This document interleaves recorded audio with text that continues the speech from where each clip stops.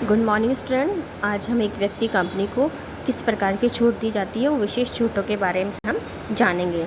सभी कंपनियां अपनी कंपनी अधिनियम के अधीन ही समामिलित करवाई जाती है, किंतु फिर भी एक व्यक्ति कंपनी को बहुव्यक्ति company multi personal companies MPCS की तुलना में कुछ विशेषाधिकार या छूटें प्राप्त हैं। वो इस प्रकार हम आपको बताएंगे। सबसे पहले ये अभिदाताओं की संख्या। बहुव्यक्ति कंपनी के निर्माण के लिए कम से कम 2, निजी कंपनी की दशा में 7 और सार्वजनिक कंपनी में 7 अभिदाताओं की कंपनी के सीमा नियम पर हस्ताक्षर करने होते हैं। दूसरी ओर एक व्यक्ति कंपनी के निर्माण के लिए सीमा नियम में सिर्फ एक ही व्यक्ति के हस्ताक्षर करने होते हैं। मतलब प्राइवेट कंपनी में तो 2 और सार्वजनिक कंपनी में 7 और एक व्यक्ति कंपनी में एक ही व्यक्ति के हस्ताक्षर करने होते हैं। मतलब इसको एक ही व्यक्ति को ही छूट मिलती है कि वो एक व्यक्ति, इस तरह की छूट से दी जाती है अभिदाताओं की संख्या में। नेक्स्ट है सदस्यों की न्यूनतम संख्या।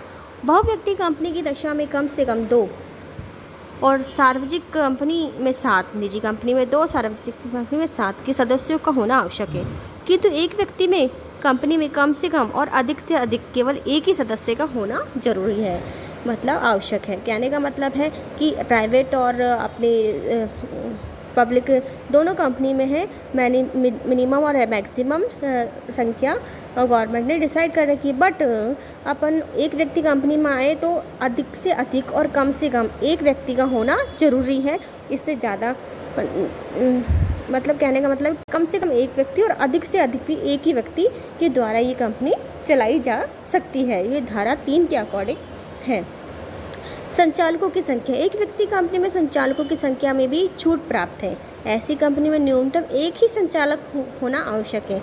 दूसरी ओर बहुव्यक्ति कंपनी में कम से कम 2 और सार्वजनिक कंपनी में 3 संचालकों को होना आवश्यक है, लेकिन एक व्यक्ति कंपनी में एक ही संचालक का होना आवश्यक है।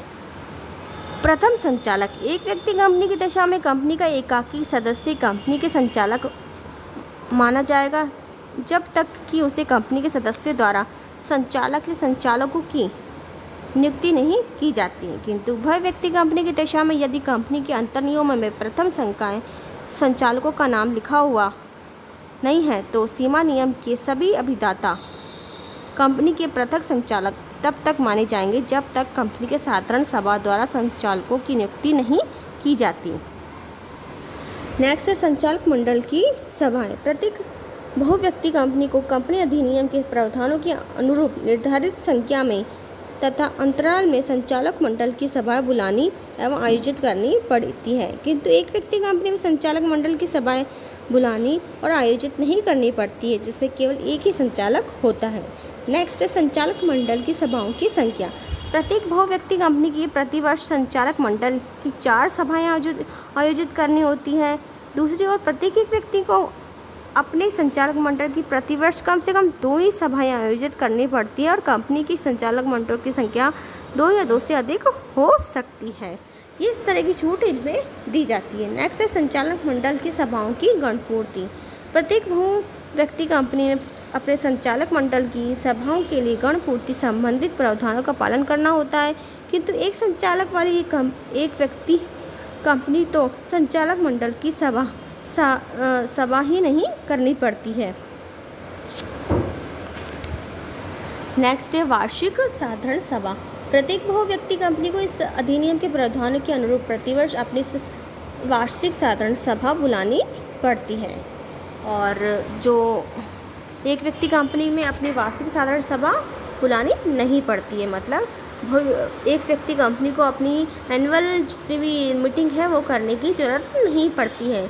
और इसमें है साधारण सभा में संकल्पों की आवश्यकता। प्रत्येक बहुव्यक्ति कंपनी को अपनी साधारण सभा में साधारण एवं विशेष कार्य करने हेतु आवश्यकता अनुसार साधारण और विशेष संकल्प पारित करने होते हैं।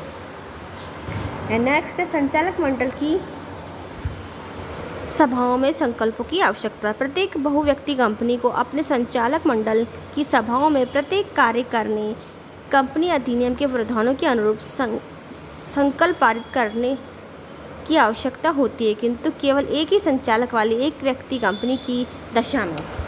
नेक्स्ट है नगद प्रवाह वितरण। प्रत्येक बहुव्यक्ति कंपनी अपने वित्तीय विवरण में नकद प्रवाह विवरण भी सम्मिलित करता है, किंतु एक व्यक्ति कंपनी की वित्तीय विवरण में नकद विवरण को सम्मिलित नहीं करने पड़ते हैं। तो इस तरह की कई छूटें हैं जो जैसे वार्षिक